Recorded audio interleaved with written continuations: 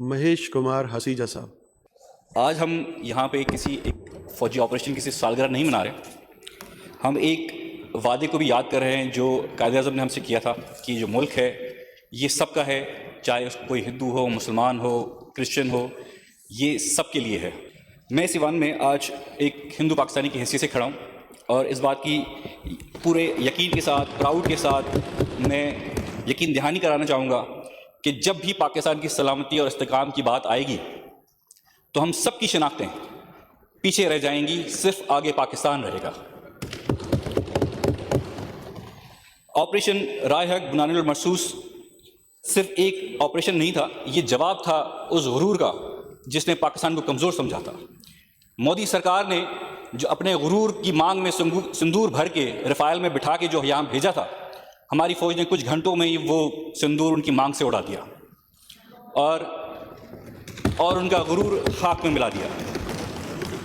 یہ صرف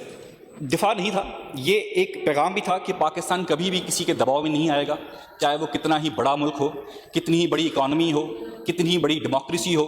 اگر آپ جب تک صحیح بات پہ ہم سے ٹیبل پہ بات نہیں کریں گے، کوئی بھی مسئلہ آپ حل نہیں کر سکتے، آپ بلی نہیں کر سکتے پاکستان کو۔ تو یہ پاکستان نے ثابت کیا کہ وہ اپنے آپ کو ڈیفینڈ بھی کر سکتا ہے، اپنے ہر باشندے کو پروٹیکٹ بھی کر سکتا ہے۔ آج میں خراج عقیدت پیش کرنا چاہوں گا ان سارے شہداء کا جو فوج کے تھے، ان سارے سویلین کا جو شہید ہوئے، اور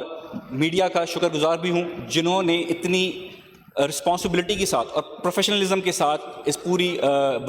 مرصوص کی کوریج کی، کیونکہ جیسے ہم نے انڈیا کی کوریج دیکھی تھی، جس طریقے سے انہوں نے اپنا مذاق اڑایا ہے، آج بھی پوری دنیا کا میڈیا ان کا مذاق اڑا رہا ہے کہ یہ انہوں نے کیا کیا، یہ ڈرامہ، یہ سرکس انہوں نے کیا کیا ہے۔ اس موقع پہ یہ بھی کہنا چاہوں گا کہ انڈیا میں اس وقت بھی بہت سارے ریومرز اڑائے جا رہے ہیں، جیسے ایک کل مجھے کسی نے ویڈیو بھیجا کہ ہمارے ایک تیرتھ یاترا ہے ہنگلاج ماتا مندر،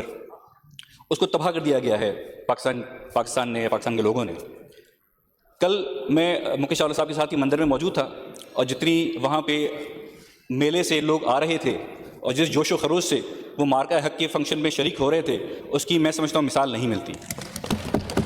اس سال ہنگلاج ماتا کے مندر میں ریکارڈ نمبرز میں لوگ اٹینڈ کیا ہے، انہوں نے 5-7 لاکھ لوگوں نے اٹینڈ کیا ہے۔ تو اس بات کا میں سمجھتا ہوں جواب دینا بھی تھوڑا ضروری تھا، کیونکہ ریومر سے آپ جنگ نہیں جیت سکتے،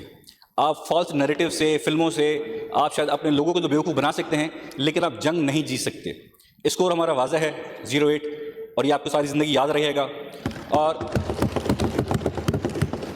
ہم آپ کو بھولنے بھی نہیں دیں گے۔ ہر سال پوری قوم جس طریقے سے سیلیبریٹ کر رہی ہے، چاہے وہ پیپلز پارٹی ہو، ایم ہو، پی ٹی آئی ہو، یا کوئی بھی پارٹی ہو، جس طریقے سے متحد ہو کے ہم نے ایک یونٹی کا ثبوت دیا ہے اس سیلیبریشن میں، اس کی مثال پورے پاکستان میں کسی بھی موقع پہ نہیں ملتی۔ لیکن اسی طریقے سے آپ ڈی جی مو، جو ان کے انڈین ڈی جی موز کی پریس کانفرنس اگر دیکھی ہوں، تو جس طریقے سے ان کی باڈی لینگویج تھی، جس طریقے سے وہ شکست خوردہ نظر آ رہے تھے، اور وہ خود کنفیس کر رہے تھے کہ وی ور سرپرائزڈ، پاکستان نے ہمیں سرپرائز کیا، اور یہ ان کی ہار کا منہ بولتا ثبوت بھی ہے۔